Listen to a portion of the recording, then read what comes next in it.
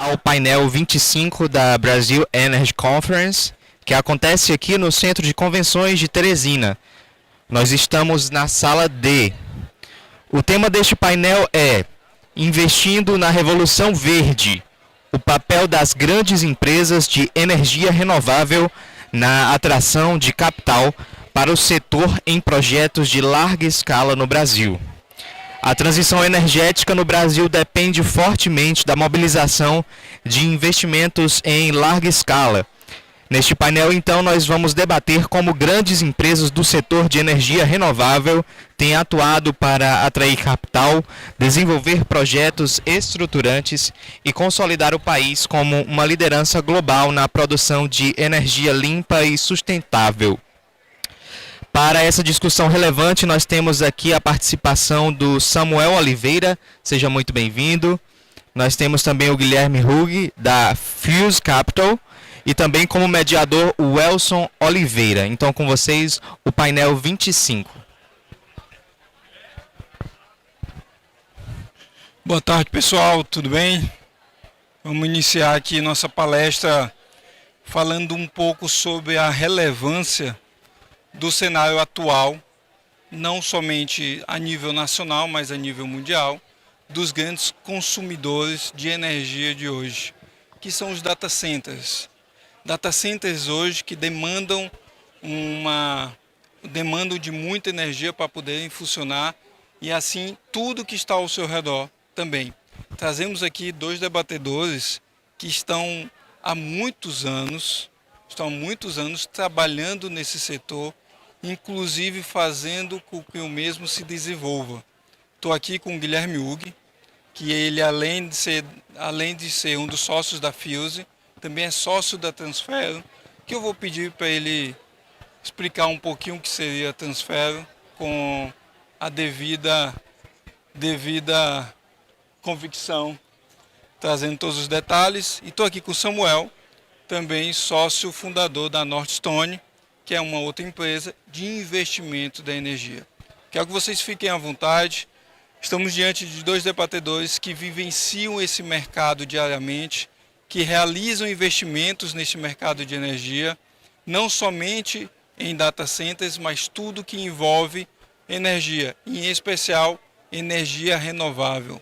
Então fiquem atentos, vamos ter alguns slides aqui apenas para roteirizar o nosso debate e fiquem à vontade para poder fazer perguntas. Vou passar a palavra aqui para ti, Guilherme. Você se apresenta, você diz quem é a sua empresa e como é que ela está estrategicamente posicionada hoje no mercado nacional. Obrigado, Elson. Obrigado, pessoal. Um prazer estar aqui. Bom, eu trabalho há mais de 25 anos no mercado financeiro. Então, começo no mercado com ações líquidas, né? Então, ali na mesa de operações, tá, olhando todos os setores. Passei por alguns bancos brasileiros, como o Pactual. Depois, segui uma carreira em gestão de ativo, efetivamente, em gestoras, né? Gestoras grandes. E um belo dia eu decidi me virar para a parte de tecnologia, né? Então, hoje, eu faço parte do Grupo Transfero, tá? Eu sou um dos sócios responsável pela parte de investimento do grupo, tá? E eu acho que vale falar um pouco do grupo, né? E como é que a gente, de alguma forma, se conecta com essas, não só com energia, mas com grandes investimentos, né? Então, assim, o Grupo Transfero, ele começa no Brasil, né, há 10 anos atrás, com uma ideia de fazer transações financeiras usando blockchain. Tá? Então, assim, você imagina falar isso agora, você imagina falar isso há 10 anos. Né? Então, o grupo veio, de alguma forma, tentando navegar um cenário que não tinha nem regulação no mundo, né? Começa no Brasil e o Brasil, infelizmente, naquela época, o empurra para fora, né? Então, a gente foi empreender na Suíça. A Suíça tinha uma regulação mais favorável para esse tipo de negócio. Então, apesar de brasileira, a Transfero começa na Suíça, tá? A gente, inclusive, ainda está na Suíça. A gente é um Virtual Asset Service Provider. O que quer dizer com isso? É um agente que pode negociar, custodiar e operar ativos de cripto. Mas a gente tem muito mais coisa, né? Hoje a gente opera no Brasil, a gente é super regulado no Brasil, tem uma instituição de pagamento aqui no Brasil, é CVM, é gestora, mas o grupo ele se especializou em fazer o que a gente chama de cross-border payment usando blockchain. A gente foi o primeiro a lançar uma moeda lastreada, uma moeda digital lastreada em real, que é o BRZ, né? Então tem a famosa stablecoin. E hoje o grupo se especializou também, né? A gente criou essa infraestrutura básica para prover soluções e a gente começa a botar outros legos que a gente chama em cima da estrutura, né? Então a gente tem toda uma área de investimento de terceiros, né? Então a gente tem fundos de investimentos dedicados a investimentos em empresas inovadoras, né?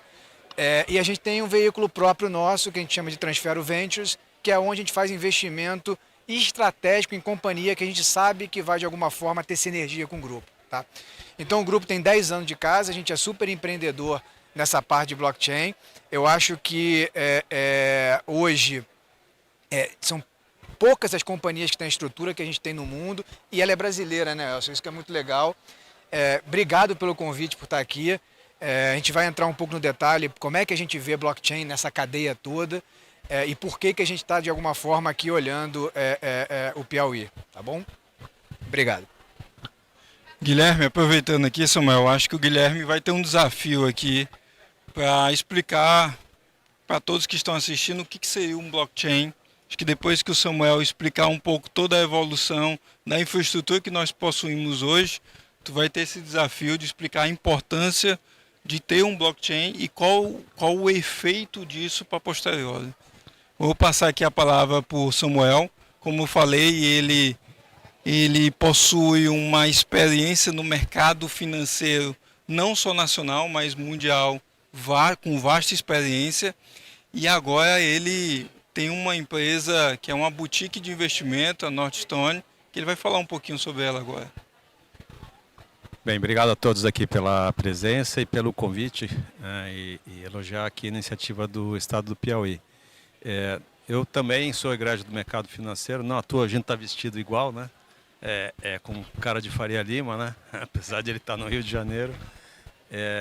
Mas eu também fiz a minha carreira toda com um intervalo. Eu trabalhei no governo federal, no governo Fernando Henrique, na equipe econômica, basicamente focado na reforma previdenciária, a primeira reforma que teve, que criou lá o fator previdenciário, no último ano do governo, e na regulação de mercado de capitais, né? Foi quando nós criamos lá a legislação do FI, do FIP, do FIDIC, do CRA, do CRI. Foi a nossa equipe lá atrás que começou a debater com o mercado, com as corretoras, bancos, esses produtos financeiros, naquele momento já imaginando que nosso ambiente econômico aqui no Brasil, ele convergiria de um ambiente de hiperinflação, né, instabilidade, para um ambiente de mais normalidade, previsibilidade econômica e com taxa de juros, câmbio, inflação, convergindo no tempo as médias de países mais desenvolvidos. E graças a Deus foi isso que aconteceu, né? A gente reclama da vida hoje, mas o passado era muito ruim mesmo. E, enfim, minha carreira toda, apesar de eu ter vindo do setor industrial...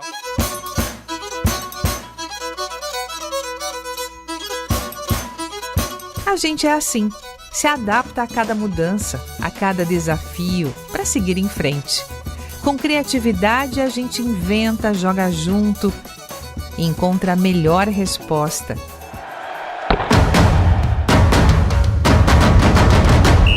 A gente aprende rápido, se dedica, multiplica e diversifica. A gente é brasileiro. Cabe um país inteiro em cada um de nós. A Enel também é. É brasileira como a gente. Com muita garra, nosso time está em campo dia e noite com a missão de oferecer um serviço cada vez melhor para cada cliente. Com a mesma força, a mesma criatividade e a mesma energia de todos os brasileiros. Enel, mais perto de você.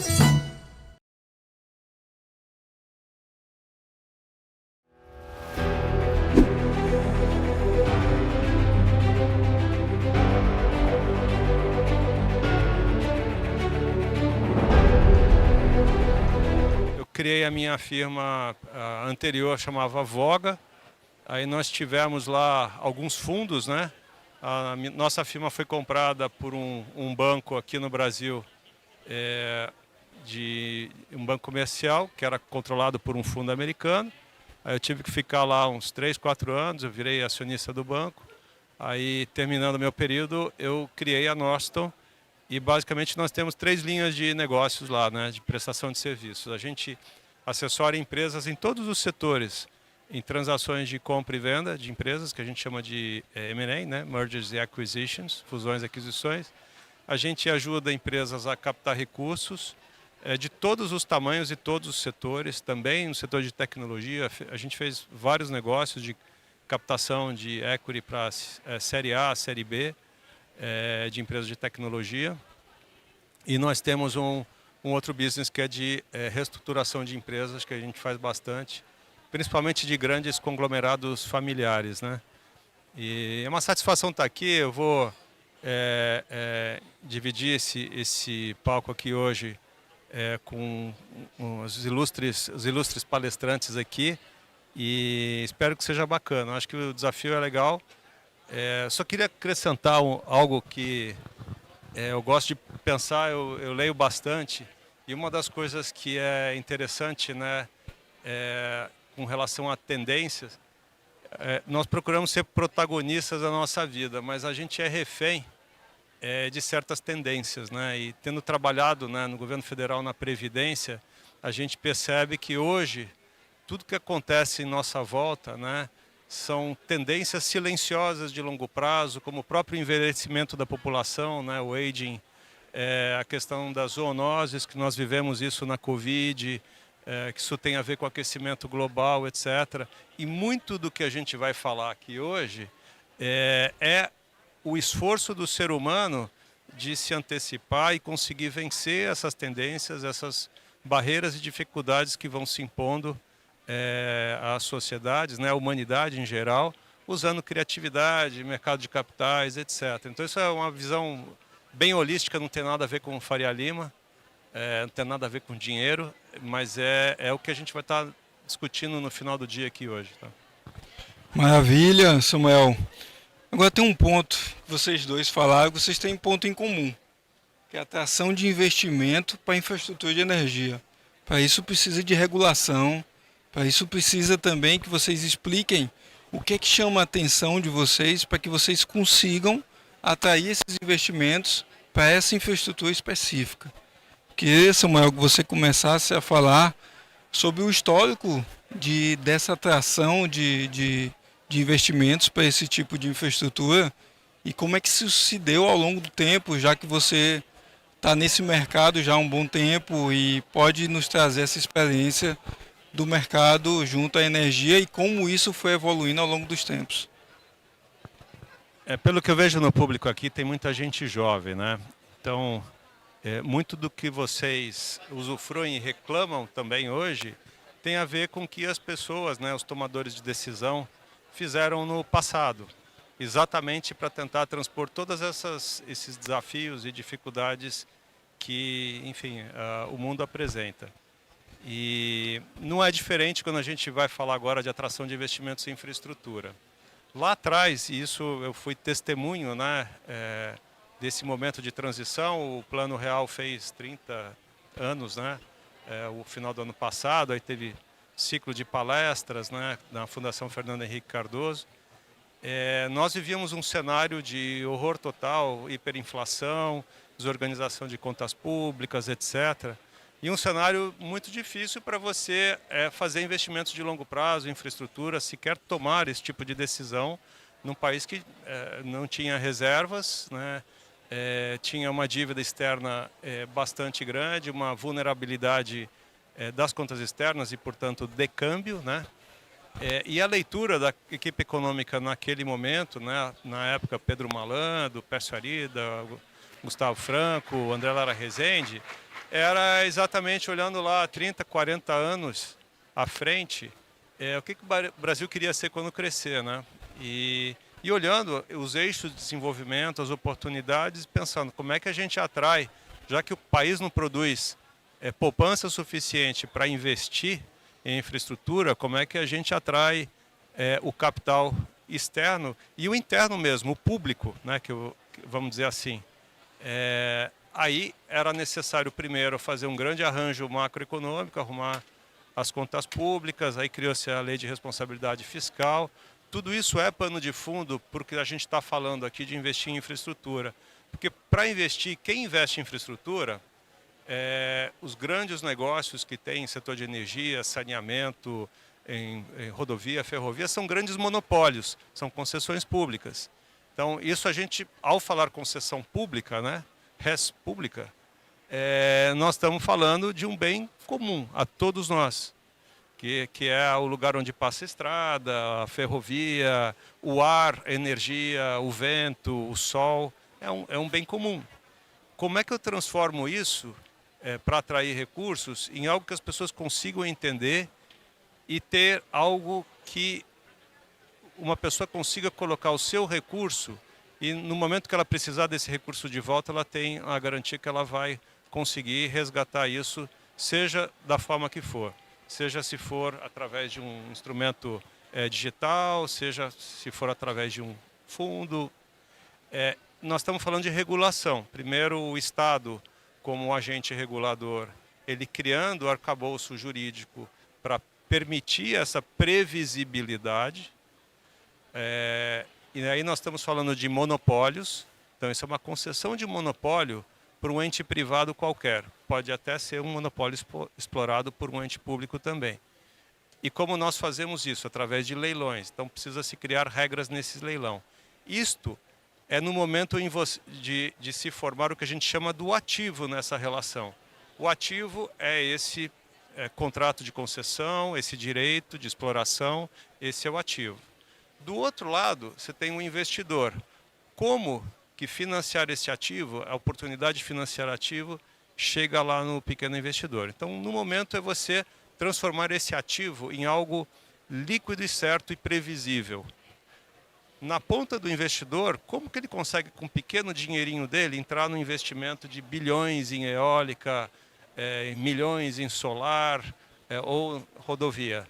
Vai ter que ser algum tipo de papel, investimento, direito, ação, debêntures, cotas, e que esse investidor tenha condições, com pouco capital ou com muito capital, comprar este investimento, esperar ele maturá-lo e no momento que ele achar que vou comprar uma casa, eu preciso desse recurso para minha aposentadoria, ele desinvista. Seja ele um investidor individual ou seja um grupo, um consórcio de investidores em qualquer que seja o formato. Pode ser um fundo de pensão, né, uma entidade de previdência, pode ser um fundo gerido por um banco, uma instituição financeira. O fato é que isso se chama mercado de capitais. O mercado de capitais ele precisou, juntamente com os órgãos reguladores, CVM na época, a Previdência e os outros órgãos de governo, formular regras, debater com os agentes que fazem parte desse ecossistema, que é corretora, banco, asset, gestoras, ensiná-los, debater com eles, criar regulações e certificações para quem for amanhã vender um certificado qualquer, um certificado de recebíveis imobiliários, né, ou do agronegócio, no caso, por exemplo, de um ativo que seja ligado ao agronegócio, para que o investidor entenda esse produto, ele compre esse produto e ele tenha a garantia de se qualquer coisa der errado neste investimento, seja simplesmente por conta do risco que ele está correndo do investimento. E não porque o gestor é ruim ou porque por outro motivo qualquer alheio à natureza específica do investimento dele. Isso que foi feito, né? A gente reclama, mas o Brasil talvez seja um dos países que mais fez reformas no mundo nos últimos 30 anos. É insuficiente ainda, mas o fato é que o mercado de capitais sofreu uma evolução tremenda da forma que era 30 anos atrás, que as pessoas não tinham opção de poupança, era a poupança que ela rendia inflação mais 6, mas as pessoas guardavam dinheiro, compravam dólar em mercado paralelo e compravam imóveis. Hoje existe uma abundância de formas de investir, na infraestrutura com pequenos tickets. E o que é feito é a regulação desses investimentos, existem regras específicas, quem vende esses investimentos é regulado pelo mercado, e os mercados têm seus agentes autorreguladores também, como a Ambima, etc. Com isso se permitiu, respondendo à pergunta dele, aproximar o mercado de capitais, o público, usando o seu recurso adicional, a sua poupança, às grandes opções de investimento. Por exemplo, se eu quiser investir em rodovias, eu posso comprar ou uma debenture de uma rodovia qualquer que emitiu uma dívida, ou eu posso comprar, por exemplo, ação, vou na bolsa, na B3 e compro ação da Ecovias ou da CCR. Isso é uma forma de você atrair o grande público para investimentos de infraestrutura que são monopólios naturais com fluxos de caixa previsíveis. Por quê? Porque não tem concorrência. Então, é basicamente reajuste tarifário todo ano. Então são investimentos seguros, de longuíssimo prazo e que atraem sim pessoas físicas, jurídicas, investidores daqui e de fora. Samuel, eu queria que tu apresentasse aquele material que tu trouxe, porque eu acho que ele faz um link bem interessante com essa parte que você está explicando aí. Quer passar aí?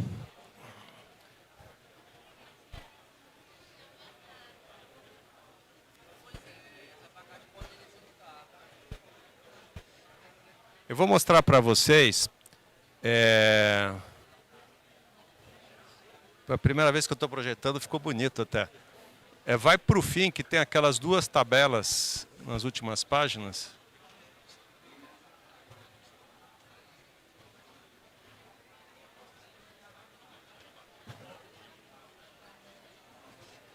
Eu vou para o fim aqui, vocês estão vendo lá o mundo pegando fogo, né? Que é o aquecimento da Terra. Só para vocês dar uma palhinha aqui sobre a atração de capitais para o setor. Então, eu descrevi para vocês possibilidades de pessoas físicas e pequenos investidores investirem nesses ativos, nessas oportunidades. E também o que a gente vê, muitas vezes, é grandes empresas de infraestrutura comprando outras empresas de infraestrutura, que é o M&A, que é uma das coisas que a gente faz, que é a fusão e aquisição de empresas. Então, eu peguei aqui uma amostra, né?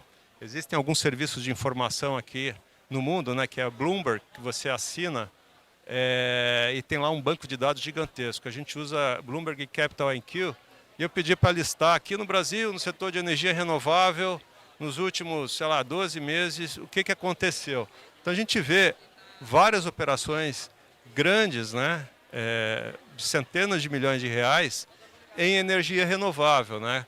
Com um investidor, por exemplo, o Brookfield, um fundo canadense, ele tem lá um gestor canadense, ele tem lá um fundo de infraestrutura para o Brasil, ele vendeu lá uma empresa de transmissão, ele comprou, desculpa, uma empresa de transmissão de energia, a Électricité de France comprou lá um projeto hidrelétrico do Baixo Iguaçu, que é uma empresa francesa, e assim por diante. A Pontal, recentemente, que também tem, enfim, um fundo americano por trás, comprou a RZK Energia, que é solar, basicamente uma empresa que tem GD solar, tem várias unidades pelo Brasil.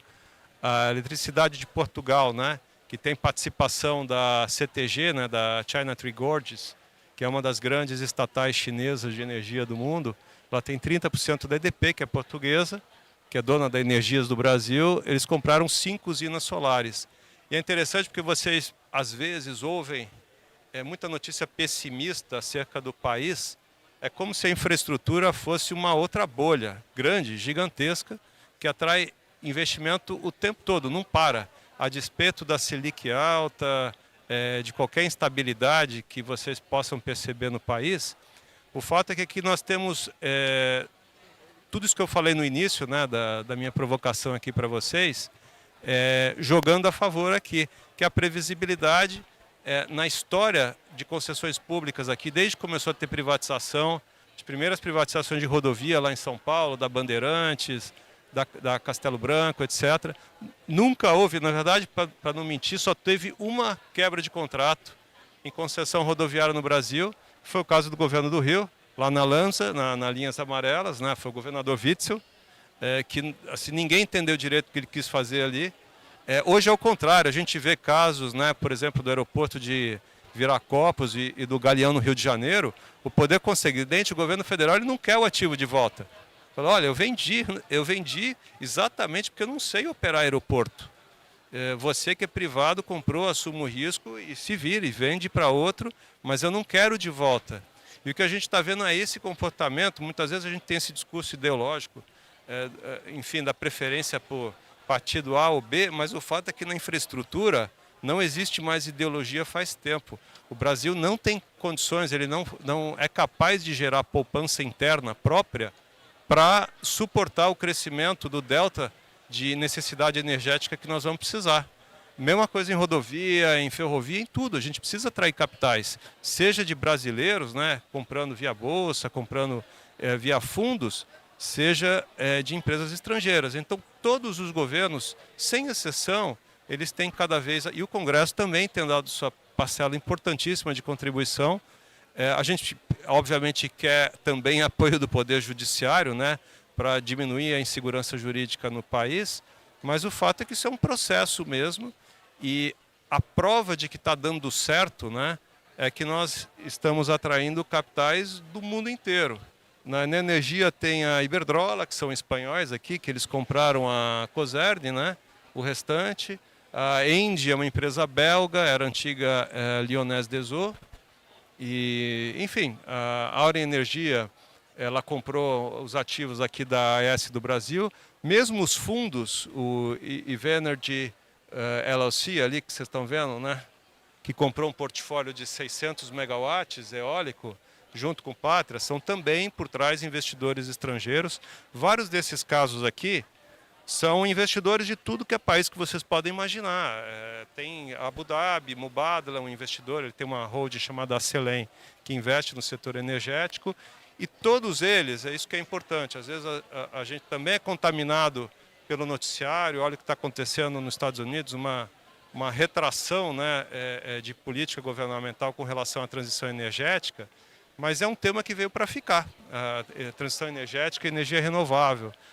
Mesmo que o governo americano ele esteja dando um passo para trás, retirando alguns subsídios, algumas facilidades para a energia renovável, né, e apostando mais no óleo e gás, o fato é que isso é uma tendência que veio para ficar no mundo todo. Então, as empresas, a despeito do governo eventualmente americano está voltando para trás, as empresas americanas continuam buscando soluções de energia renovável. Isso acaba se transformando em oportunidades de investimento, de atração de investimentos. E o Brasil, ele tem uma vantagem em relação a vários outros países, tá? Não quero me estender muito nesse tema aqui, que senão eu não saio daqui hoje. A questão, o país é rico em biomassa e tem algumas vantagens estratégicas também, e aos poucos a gente está percebendo essa nossa vocação, que é um país que tem muita exposição à luz do sol, muita disponibilidade de terra e muita água. E a vantagem, além disso, é que nós temos tudo isso em regiões que estão distantes do mar e estão protegidos do outro lado do país pelos Andes. Então é uma condição especial para algumas atividades econômicas, principalmente para o agronegócio. E quando a gente fala agronegócio, tá tirando aquele viés do agro, da gente pensar lá do cara empurrando a carroça, não. O agro hoje é agroindústria, é agricultura e indústria, né? Quem for hoje aqui no sul do Piauí vai ver lá as colheitadeiras, o pessoal com iPad, outra pegada, é bem diferente do que foi há 20 anos atrás. Então hoje tem muita tecnologia no campo, muita sofisticação financeira. E a gente olha, a gente trabalha, tem operações de M&A lá de revendas, né, de fertilizante, revenda de equipamento. Os equipamentos, inclusive fabricados e desenvolvidos aqui pela Jacto, por exemplo, lá de Pompeia, são extremamente tecnológicos. Então a gente tem que tirar aquele viés que o agro é a carroça, não é mais faz tempo. E aqui nós temos a prova disso, que nós atraímos capital de tudo que é lugar. Mesmo essas empresas aqui que foram compradas por investidores estrangeiros, elas por si, por exemplo, a Vale, ela tem investidor pessoa física. Você pode aqui do seu celular hoje comprar uma ação da Vale do Rio Doce e surfar os investimentos que a Vale faz em energia também, ou desinvestimentos. E a gente tem também, isso que eu mostrei, são empresas comprando umas às outras, né? Aqui são investimentos greenfield, que a gente chama, investimentos de desenvolvimento de projetos energéticos. E a despeito também de problema regulatório, agora nós estamos com esse problema do curtailment, né? O Brasil, de manhã a gente está produzindo, né, energia intermitente, estamos produzindo energia demais.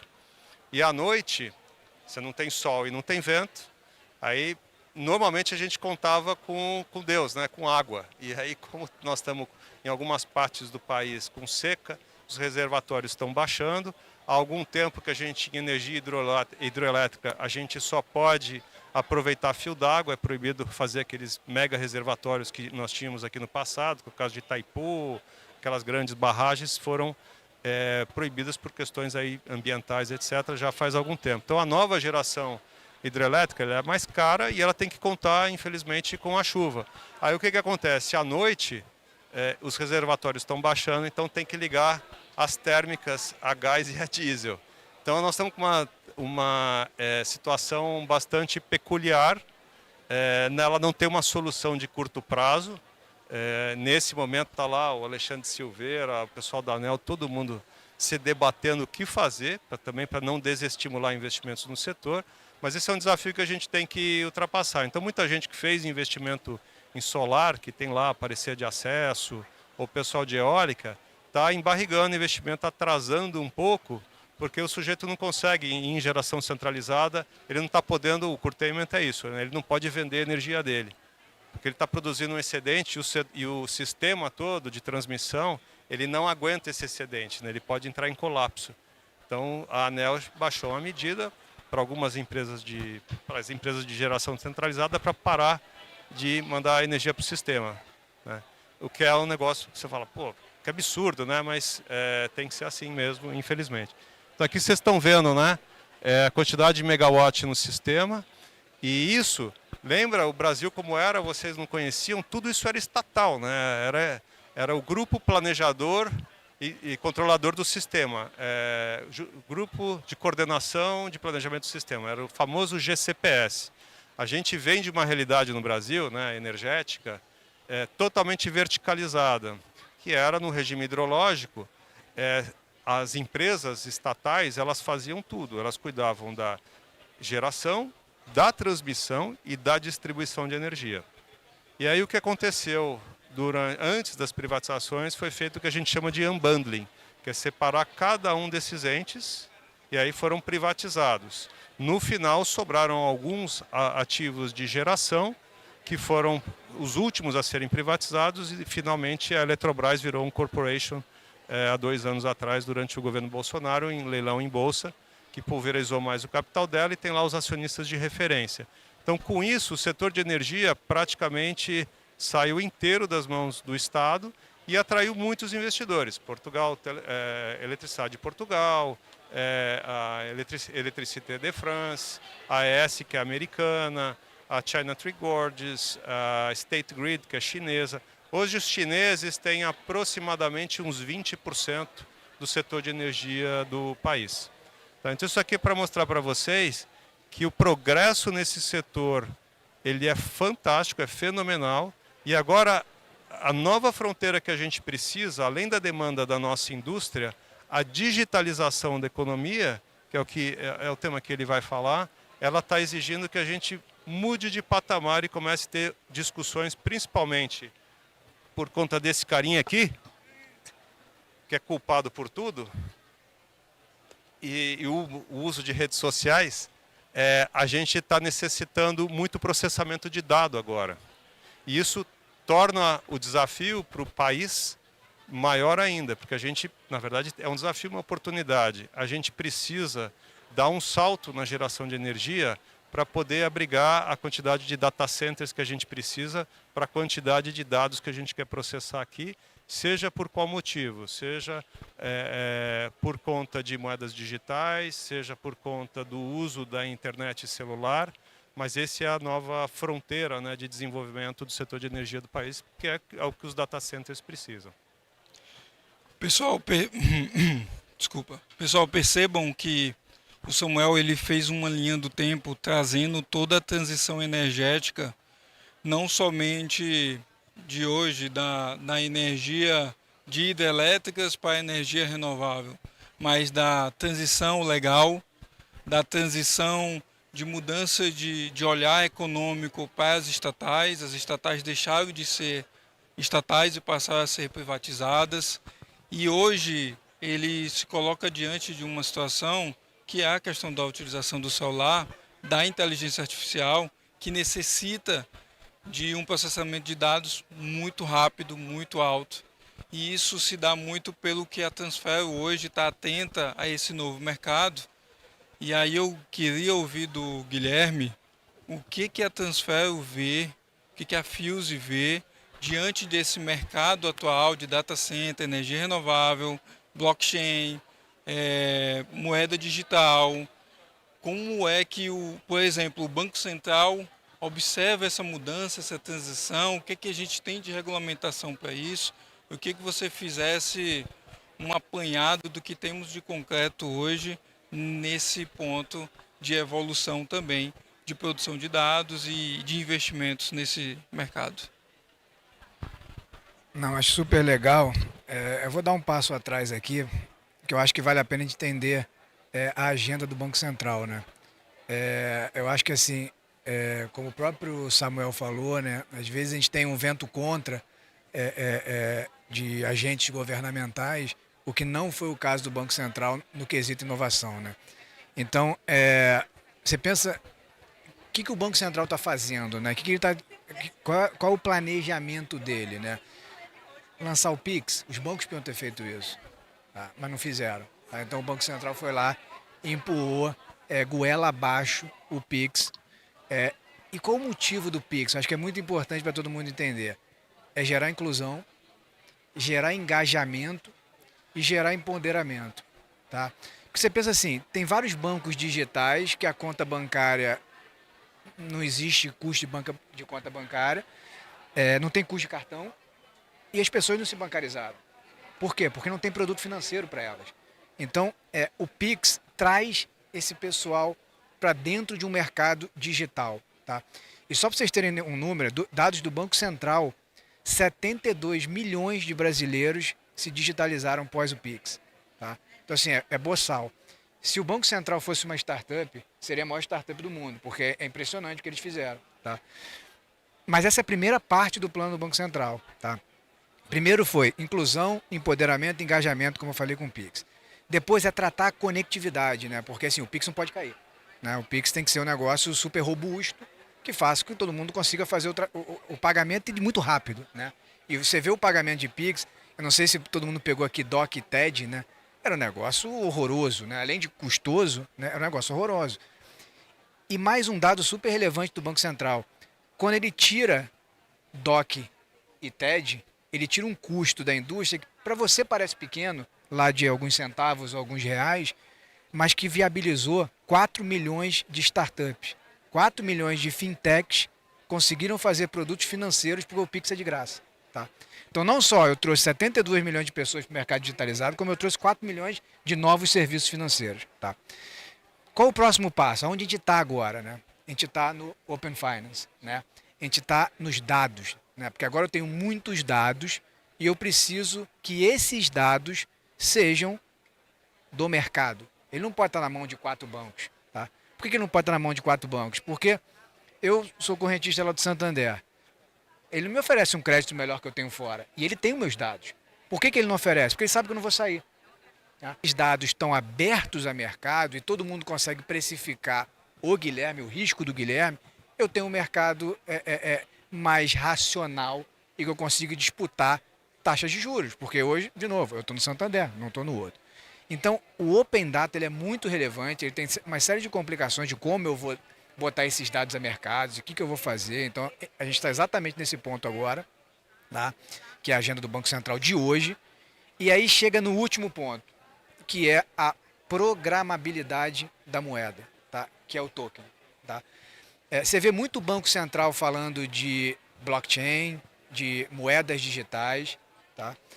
Mas Principalmente você pega o Banco do Japão, o Banco da Austrália, você pega a Coreia, que estão bem avançados.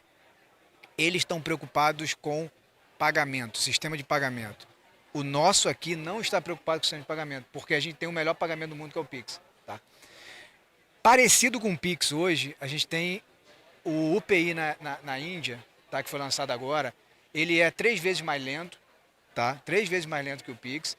E de volume transacional, a gente faz o dobro do UPI, tá? Sendo que lá eles têm 10 vezes mais população do que a gente. Então, assim, é impressionante o que eles fizeram.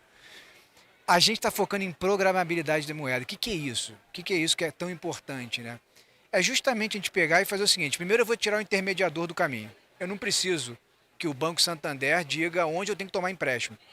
Eu vou tokenizar esse meu dinheiro, botar um lastro embaixo e eu vou num aquário ver aonde eu consigo esse crédito melhor. Então, tem até uma agenda do Banco Central que diz que ele saiu um pouco bravo com os bancos, mas ele está indo contra esse monopólio dos bancos. Tá? E essa programabilidade ela é muito relevante porque eu consigo criar um monte de produto financeiro que hoje não para de pé. Você lembra que eu falei? 4 milhões de fintechs vieram ao mercado por conta do Pix, por causa de um custo de R$10. Tá? R$10. Então, se eu consigo programar o dinheiro, eu consigo fazer com que produtos financeiros que hoje não param de pé, que eu preciso de um FDIC, que eu preciso de uma nota, um CRI, um CRA. Isso, o Samuel falou bem, né? Eu acho que o mercado ele era muito concentrado em grandes bancos, o BNDES incentivando, BNDES, Banco do Brasil, incentivando esses investimentos de longo prazo.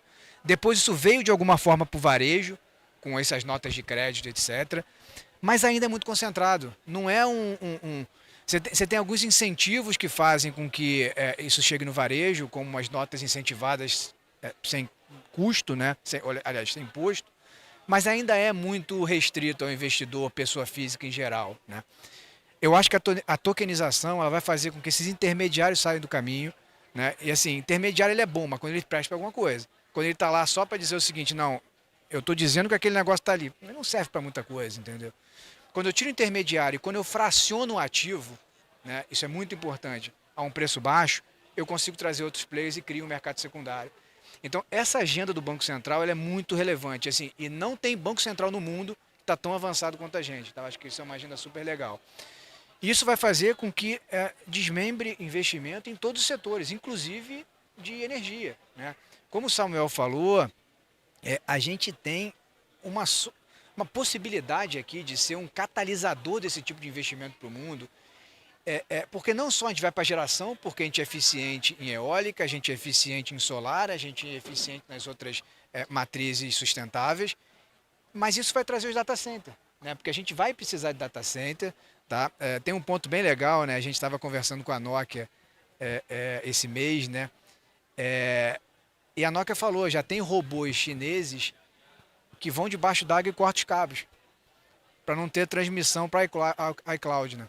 Então, assim, isso vai ser um problema. Vai ter uma guerra de travar os dados entre continentes, entre países, que a gente tem que se preocupar e ter data center próprio para a gente ter nossos dados aqui. Então, assim, eu vejo com muito bons olhos, né, esse avanço já que o setor de energia fez e de longas projetos de infraestrutura, não só energia, né? E agora eu acho que a gente vai entrar no mundo digital. Assim, eu estou muito claro nisso que essa é a nova inovação que eu vejo aí, tá? Pessoal, Samuel e Guilherme, vocês fizeram ponderações extremamente importantes. E para finalizar aqui a nossa exposição, eu queria que vocês deixassem alguma mensagem ou recomendação, Samuel, que você entenda que seja interessante para a atração de capital para grandes projetos de infraestrutura energética no nosso país. E hoje vocês dois tiveram a oportunidade de conhecer o nosso estado, estão aqui há 2 dias apenas. E se vocês veem o Piauí de fato como um potencial para poder, um estado com potencial para atrair essa infraestrutura, de fato.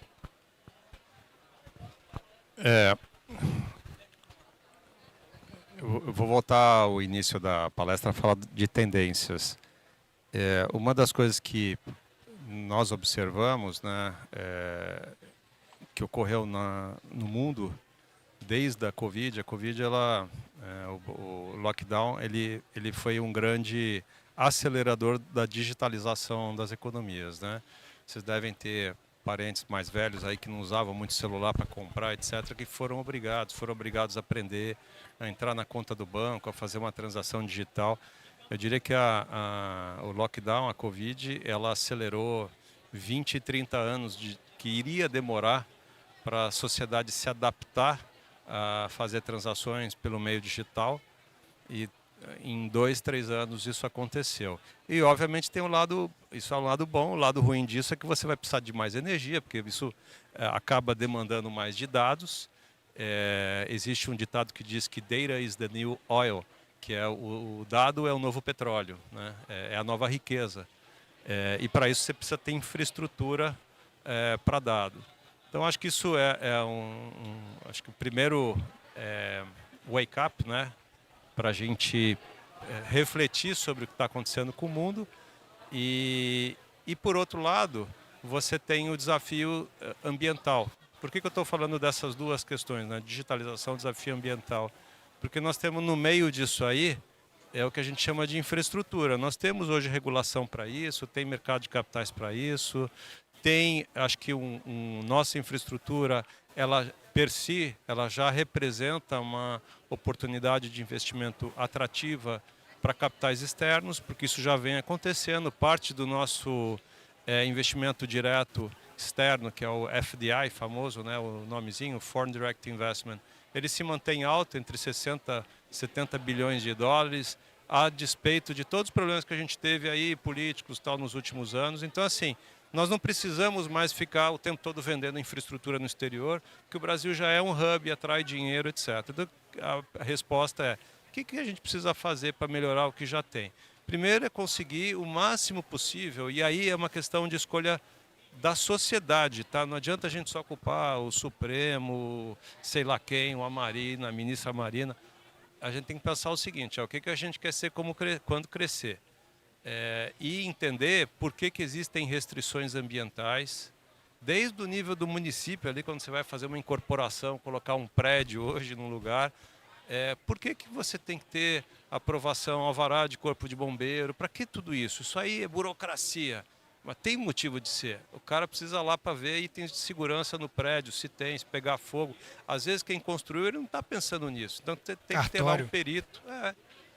Então, essas coisas existem por algum motivo. Então, em vez da gente só demonizar, isso é tudo muito burocrático e tal, então aí vem uma área de oportunidade, e que isso tem evoluído muito. Quem tem hoje assinatura digital, lá, o certificado digital do Gov.br, isso veio com a pandemia também, essa aceleração da digitalização da economia, que você transformar estas burocracias que são necessárias, melhorar ainda mais a velocidade disso. Então agora a gente está falando lá do petróleo, né, ali em cima, ali na região do Amapá, dos estudos que o IBAMA tem que fazer, esse debate que a gente tem assistido, mas a gente não pode se furtar e ficar só ali na rede social, lendo superficialmente. É entender o tema para decidir qual é o tipo de custo que a gente quer impor para o crescimento da infraestrutura. Porque vai precisar, não adianta a gente pegar e fechar o olho, ou cavar um buraco no chão e enfiar a cabeça que nem avestruz, porque vai precisar ter estrada ali, vai precisar ter tudo ali.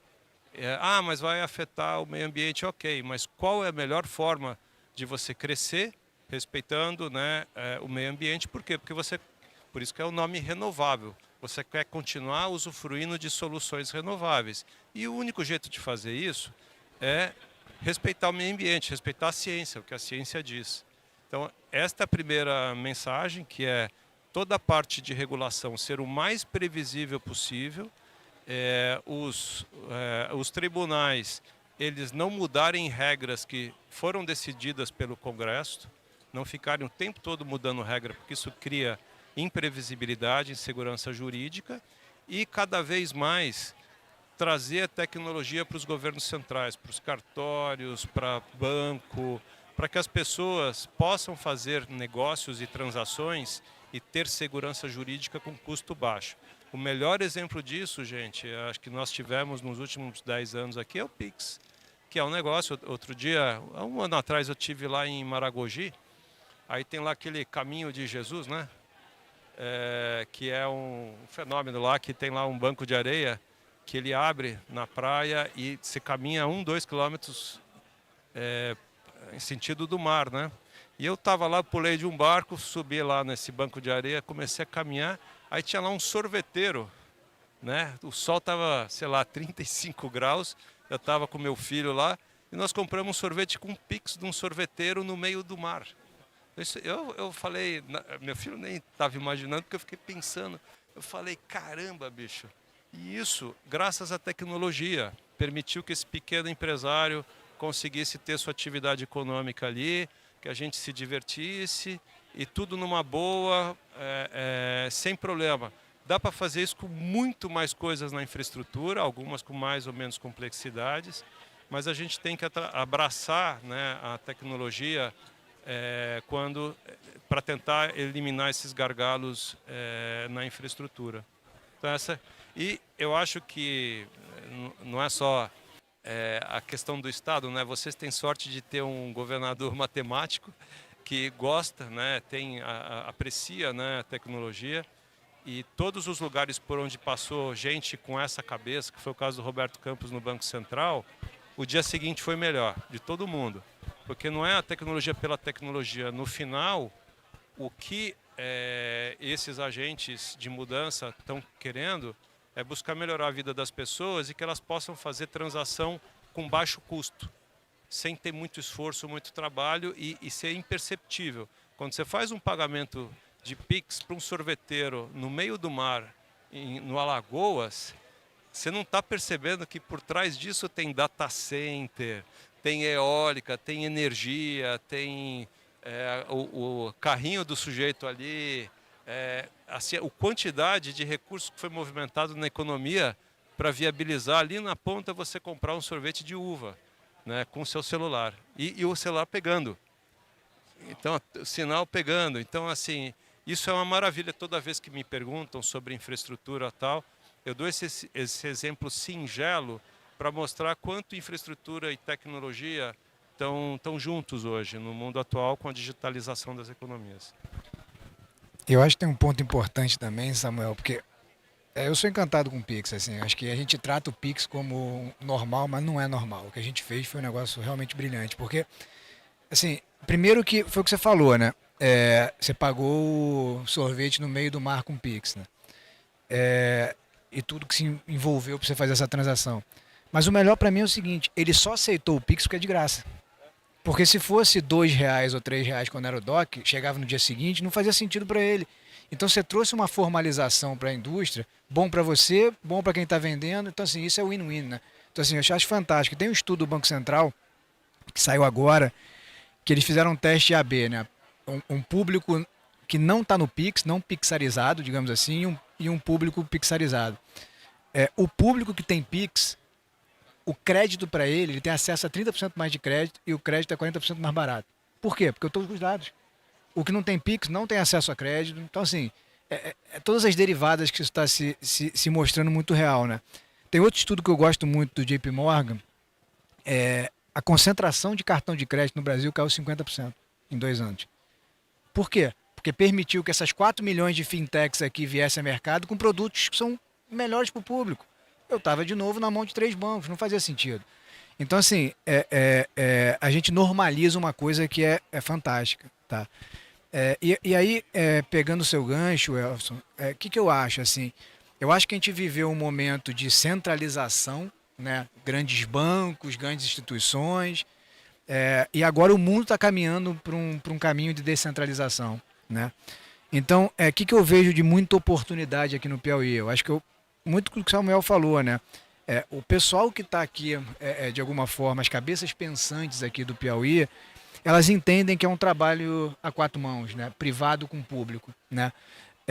Isso é fantástico, porque isso faz a gente caminhar, faz a gente falar o seguinte: eu tenho a tecnologia aqui, porque eu já desenvolvi, deixa eu ajudar a cadeia de mel aqui, por exemplo, que é super relevante. Então, assim, quando você tem essas duas forças caminhando junto, eu acho que são super relevantes, né? Então, acho que é um pouco isso.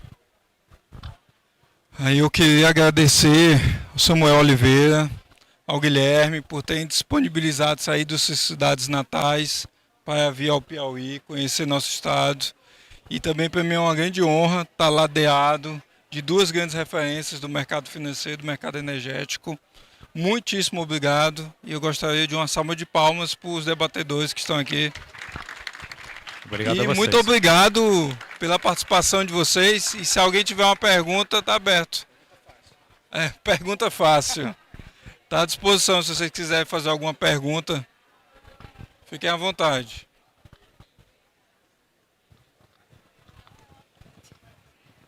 O meu não é uma pergunta, na verdade. Porque você estava falando do data center por trás de tudo isso. E eu lembro que eu vi um vídeo esses dias que falava sobre a inteligência artificial e os robôs. E o tamanho dos data centers e da energia que precisa para alimentar eles, que a gente nem imagina que hoje está precisando ter. Para esse chat GPT que a gente tanto utiliza para fazer uma pergunta no dia a dia, a gente não consegue imaginar o tamanho da indústria de data center por trás. E aí, com a sua fala, eu lembrei desse vídeo que eu tinha assistido. Existem 3 princípios que vieram com uma tecnologia, né? Ela trouxe, ou ela acelerou, que é a cooperação, isso é um princípio, o compartilhamento de infraestrutura. Nós viemos de um capitalismo, de um mundo que se desenvolveu na década de 60, 70, que as empresas eram verticalizadas, elas eram donas de tudo. Eu gosto de dar o exemplo do Bradesco. O Bradesco tinha lá, tem ainda, hospital, fabricava os próprios móveis, tinha escola para os próprios funcionários. Era como se fosse um pequeno Brasil, lá na Cidade de Deus, em Osasco. Tinha satélite, eles tinham empresas que fabricavam impressora, empresa que fabricava computador. Aí a pergunta é, um banco precisa ter tudo isso? Mas era o jeito que era a nossa economia. Você pegar Vale do Rio Doce, que também fazia tudo, Petrobras, que era dona de tudo, de posto de gasolina e empresa de perfuração de petróleo, dos navios, fabricava os navios, não precisava tudo isso. Então hoje, até por questões de eficiência, você tem compartilhamento de infraestrutura. E o outro princípio que é importante também, que joga a favor de tudo isso, é o princípio do custo de desenvolvimento marginal. Se você, por exemplo, você é advogado? Tem jeito de advogado, né? Se você hoje quiser criar, estou pensando aqui, trabalho com direito trabalhista e eu tenho aqui tive uma ideia de pegar e vender créditos, né, trabalhistas e fazer um sistema que ele mesmo faz a diligência, vai lá, busca nos tribunais, tal, não sei o quê, e transforma isso num pacote, numa quantidade de créditos. Eu vou no mercado vender esses créditos para fundos e vou fazer isso via um aplicativo. Quando você pensa nisso hoje, você não teve que desenvolver nenhum aplicativo, você paga para um terceiro desenvolver o aplicativo para você, você não teve que inventar o celular, você não teve que inventar a fibra ótica, as antenas de celular, os data centers, nada. Por isso que eu digo que é desenvolvimento marginal. Há 20, 30 anos atrás, você talvez precisasse 100 milhões de dólares para viabilizar a tua ideia. Hoje, você vai viabilizar a tua ideia com 100 mil reais, porque isso aqui já está pronto, já está desenvolvido. Você não teve que inventar, rede de celulares, nada disso. Então hoje, por isso que a gente vê muito empreendedorismo em tecnologia, porque com pouco capital hoje você viabiliza ideia, porque você vai construir em cima de uma base já construída. Então é por isso que o custo do desenvolvimento marginal é menor. É óbvio, quando você tem uma disrupção, uma inovação radical, aí é caro. A gente viu agora no caso da Covid, né, que do nada apareceram 11, 12 vacinas, mas são, tirando a questão do vírus morto, que foi a nossa opção, a vacina lá, que é fabricada lá em São Paulo, né, no Instituto Butantan. Você teve o mRNA lá da Oxford, AstraZeneca, que são trabalhos científicos que tinham 20 anos. Se você olhar, no fundo, é uma vacina que custou 2 bilhões de dólares para ser desenvolvida. E ela não foi desenvolvida por causa da Covid, ela foi desenvolvida através de um princípio do RNA modificado que demorou 20 anos para ser desenvolvido por várias universidades, etc. Quando não se trata de inovação radical, que é o caso do seu aplicativo, o custo de desenvolver na margem, custo adicional, é baixo, porque você já tem toda a infraestrutura para abrigar a sua ideia. Por isso que eu falei do Pix, né, que parece que é um negócio de graça, né, mas tem o data center, tem a conta do cara, a minha conta, mesmo que seja digital, ela tem que ser mantida, custodiada em algum lugar, porque tudo isso, na ponta, quando você vai fazer, você não teve que inventar, criar e nem checar. Você simplesmente acreditou que o celular funciona e que dá certo. Por quê? Porque isso tudo implica em alguém em algum lugar tem certificação, aquele dado está custodiado em algum lugar, que tem energia para abastecer 24/7. Se você quiser comprar o sorvete ou fazer o teu aplicativo às 3 da manhã, às 10 da manhã, está sempre lá disponível. Você não está preocupado se naquele momento que você ligou o teu celular e o CellSat, as redes estavam funcionando, se a energia que lá veio do vento, do sol, da água ou do petróleo, você não tem que se preocupar com isso. Então esse é o princípio do custo marginal de desenvolvimento, que na tecnologia, na inovação, é o que está imperando hoje no mundo, fazendo a gente avançar, né? Desculpa prolongar na resposta. Sei que eu vou deixar o Guilherme responder. Tá. Com relação a gente vê que existe um gargalo, né? Existe a grande produção de energia, um potencial para grande produção de energia no Brasil, Nordeste, tanto eólica quanto solar, mas parece que existe um gargalo na rede de distribuição e transmissão. Queria saber dos dois, como é que vocês veem o cenário do Brasil em relação a essa rede, essa infraestrutura que está precária e que tem que correr para essa transição acontecer. Eu acho que esse é um bom ponto, assim. E isso vai naquelas variáveis que a gente falou, né? Previsibilidade. Eu acho que quando você tem que ter mais previsão, porque linha de transmissão é altíssimo capex e longuíssimo prazo, né? Então, qual é a previsão que você tem disso? Então, mudar as regras de jogo é muito mal vista pelo mercado. Não que tenha mudado em linha de transmissão, mas se mudar em outro setor, né? Como foi o IOF agora, isso pega em todos os setores, porque você vê que as regras do jogo podem mudar à luz do dia sem nenhuma conta muito clara, né? Então isso é ruim. Custo de capital, né? Pô, a gente com CDI a 15, é difícil você, de alguma forma, ter esse investimento num yield que é muito baixo de transmissão, né? Então, assim, a conta tem que parar de pé. Hoje o custo de oportunidade é alto, o custo de capital é alto, as regras do jogo não são muito claras, tá? Mas precisa ter investimento. Então, aonde eu acho que o governo brasileiro está indo, né? É no chinês, aonde o capital é muito barato, né? A mão de obra é muito barata, né? A própria State Grid, né? Não tinha investimento aqui no Brasil. E eu estava até brincando, é um exemplo muito bom da State Grid, porque eles estão lá no Rio de Janeiro, acho que o quartel-general deles ficou no Rio de Janeiro, e eles pegaram o melhor prédio do lugar mais caro do Rio de Janeiro, tem todos os funcionários da State Grid lá, assim, não faz o menor sentido aquilo, entendeu? Mas estão lá. Por quê? Porque não tem conta econômica para eles, entendeu? Então, assim, a gente está indo num subterfúgio que eu não consigo entregar um custo de capital barato, eu não consigo ainda dar uma visibilidade de regra do jogo, eu tenho que pegar esse capital de fora. Então, a gente está indo para o capital chinês, na minha opinião, que não é necessariamente o melhor, tá? Com relação à transmissão, a gente tem que lembrar, de novo, tudo é um processo.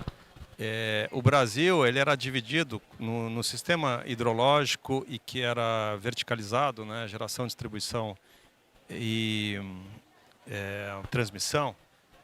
Depois do unbundling, nós ainda mantivemos os tais dos sistemas isolados, que é basicamente ali Amazonas, o Rondônia, Roraima, que dependem muito, até por questões ambientais, não dá para ter muito projeto grande de geração hidrológica lá, hidroelétrica, eles dependem muito de diesel, por isso que eles eram sistemas isolados, e daí existe no balanço das empresas aqui no Brasil a tal da CCC, que é a cota consumo de combustíveis, que é basicamente todo o sistema subsidia o diesel dos sistemas isolados. Agora eu vou falar do Nordeste especificamente. Eu sempre achei lá, desde que eu comecei a trabalhar no setor de energia, ali na década de 90, que a virada da economia de alguns estados nordestinos seria exatamente o dia que eles tivessem autonomia energética. Isso iniciou ali no Ceará, com o Araripe e os Fiuza, década de 70, 80, né, que foram os pioneiros ali, engenheiros, apostar na energia do vento, né, a eólica. No mundo não tinha caso ainda que dava para comparar aqui com o Brasil. Alguns deles eles estudaram nos Estados Unidos, estudaram no ITA. Era uma coisa muito embrionária e eles acreditaram, investiram, o BNB ajudou, suportou, etc. Mas o problema é que a energia do sol e do vento ela é intermitente, então isso que a gente precisa entender. Ela resolve quando você tem sol e quando você tem vento. Só que tem para o consumidor residencial, até ok, funciona. Mas os eletrointensivos, e aí nós estamos falando de basicamente indústrias de transformação, cadeia primária e secundária. Então, para você ter cimento, indústria de cimento, de aço, siderúrgica, etc., um alto-forno tem que trabalhar 24 horas por dia. Você não pode desligar um alto-forno, porque religá-lo vai demorar tempo e às vezes você tem problema de rachadura, porque ele trabalha exatamente com o calor lá em cima. Então, esse tipo de indústria não pode não ter energia. Você não pode chegar... É o que o Zé Luiz Alqueres, que foi presidente da Eletrobras, eu trabalhei com ele, ele falava, a energia mais cara é aquela que não tem. Então, é melhor você ter energia cara do que não ter. Para o consumidor residencial, você vai deixar de assistir a TV, tomar banho e tal, mas a indústria, ela quebra sem energia. Então, para o desenvolvimento econômico dos estados aqui da região, passava por você ter duas soluções. Achar uma solução de energia de base para os estados do Nordeste, e aí alguns estados, Sergipe, por exemplo, fez uma térmica, Bahia tem térmica também lá, térmica gás, e a gente foi vendo, Manaus tem térmica, Maranhão tem térmica também. Essa é uma das possibilidades. O São Francisco é outra possibilidade, aí você tem a Chesf que manda energia, despacha energia para uma parte grande aqui da região. A interligação com todos os sistemas do Brasil, lembrando que o sul do Brasil sempre teve superávit de água e o Nordeste falta. Então, assim, nunca foi um problema. Itaipu, lá para o Rio Grande do Sul, Santa Catarina, Paraná, lá nunca se falou em falta de energia, porque eles têm energia em excesso. Só que não adianta você ter energia em excesso se você não consegue despachar aquela energia 2.000, 3.000 quilômetros para outro lugar. Então você precisa ter um sistema, um adensamento, né? Não só de linhas de transmissão, mas de subestações, isso é investimento. E há 15 anos que nós começamos a ter os leilões de transmissão para a expansão do sistema. Especificamente no caso da região, o que está acontecendo hoje? Eu particularmente estou envolvido, a gente assessora a Renova, e tem lá projetos ali na região Mina de Ouro, na Bahia. O que está acontecendo? Primeiro está acontecendo o curtailment, então as empresas que trabalham com geração centralizada, energia intermitente, não podem fornecer energia para o sistema, porque tem muita energia. E outro problema que também estava acontecendo é que na expansão do sistema, as novas estações não tinham onde interligar, porque você não tinha linha de transmissão suficiente. Então, o que aconteceu foi o grande leilão de repotencialização que aconteceu há 3 anos atrás. Quem ganhou esse leilão são investimentos, eu acho que de 28 bilhões. Foi a CTG, a China Three Gorges, não, foi State Grid, corrigindo, e ela está fazendo esse investimento e por conta de ser chinês, e, enfim, toda a questão idiosincrática, tal, eles têm bastante capital para isso e boa engenharia, vão antecipar a entrega da repotencialização, que ela vai provavelmente duplicar a capacidade de transmissão. Então, isso, vários projetos de eólica estão sofrendo por conta de falta de onde você plugar a energia que você vai gerar. Isso vai ser resolvido com a repotencialização e eu acredito que eles vão antecipar a entrega dessas obras uns 2 anos, pelo menos. Então, acho que era para ser 2030, eu acho que em 2027 a gente deve ter isso resolvido, com o delta de energia que está sendo consumido a mais pelo Nordeste, tendo a interligação no sistema, da onde tem energia intermitente, né, das hidroelétricas. Então, acho que uma resposta mais técnica para a sua pergunta. Eu agradeço as perguntas, agradeço novamente aos 2 debatedores, Guilherme e Samuel. Muito obrigado à presença de todos vocês. Até logo.